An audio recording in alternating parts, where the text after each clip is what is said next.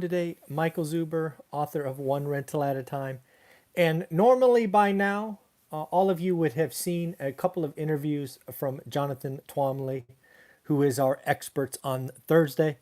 But as luck would have it, I am upgrading the home Wi-Fi with AT&T, and unfortunately, they need to ship me a different router to make sure that our router can handle this new high-speed bandwidth. So unfortunately, you won't be able to see those interviews until tomorrow, but I'm going to record 2 live streams kind of summarizing our discussion.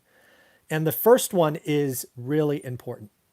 And that is the fact that Jonathan and I talk about the similarities between multifamily. And when I say multifamily here, I'm talking commercial, 5 units and above, not residential, 4 units and below.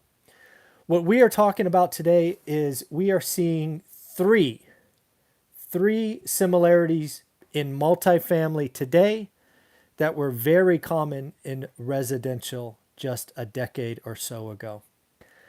And what we did in the interview is I actually went to Zillow and I pulled up an address. If you have a pen or a paper or you can remember this, you can do the same thing now.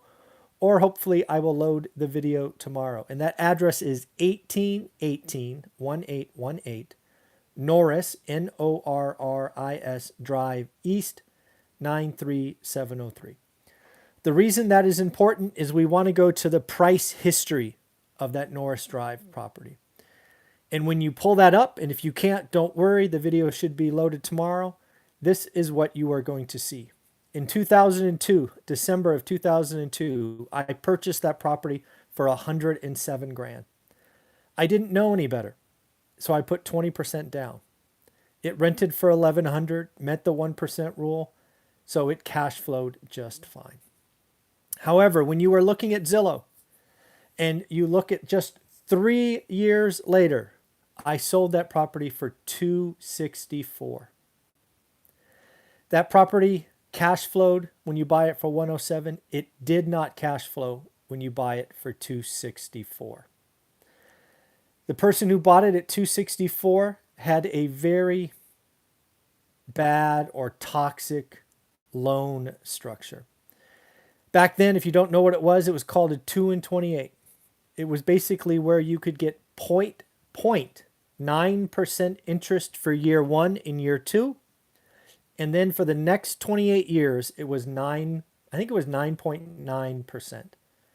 The reason people did those loans back then, which was '06, was because they thought they would just sell or they would refi out. But what they did is they got horrible debt structure. The idea, you hear it all the time in real estate, you make your money when you buy. What Jonathan and I are trying to tell you in the video that will come out tomorrow is you also lose your money when you buy. That person who bought my property at $264 and it rented for $1,100, that was not a deal. The debt structure was horrible. What we see going on today in the commercial multifamily segment is the same. People are getting mezzanine financing. They're getting interest-only loans. They're getting firsts and seconds. We have seen some terrible debt structures getting done today that will blow up. Again, look at Zillow, 1818 Norris Drive East. The person who bought my property at 264, they lost it 4 years later. So they could obviously hold it through the debt, the 0.9% because it broke even. So those first 2 years, it probably felt okay. But then the debt structure resets. You start having to pay principal and interest, which is going to happen in multifamily. And pretty soon you're losing $800, $900, $1,000 a month. If you haven't read my book, that's what I call an alligator, right? Just eats your lunch, eats a bunch of cash.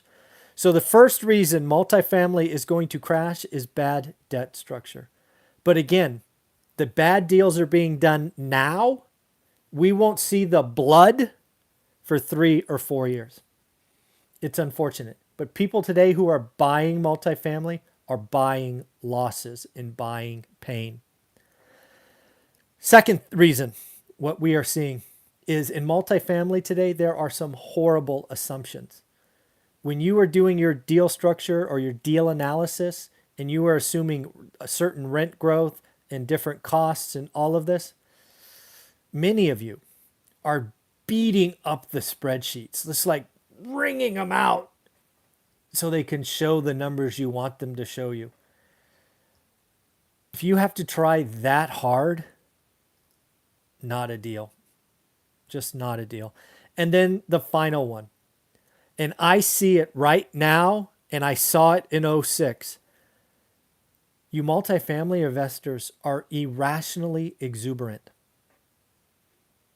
You are buying Class C value add at lower cap rates than Class A. And you're not absorbing any capital, huge capital like rewiring or replumbing, new roofs, anything of that nature. There is just some terrible, irrational exuberance. And unfortunately, the deals are getting done today. The blood's going to show up in probably 3 years. So back in '06, as I said in my book, I sold houses because they were priced badly and I bought apartments. I'm doing the opposite now. I have sold apartments and I'm buying houses. Residential properties, 4 units and below, have some tremendous advantages over larger buildings. If you do your work, you understand average, you can figure out what good and great are, you can do some great deals. It's going to take work. In a market like this, it's never easy, but it is absolutely possible. Residential real estate done today with 30-year fixed rate debt, that cash flow day one, no problem. You'll be just fine. The last thing I want to point out is in that Zillow, if you bother to take a look at it, is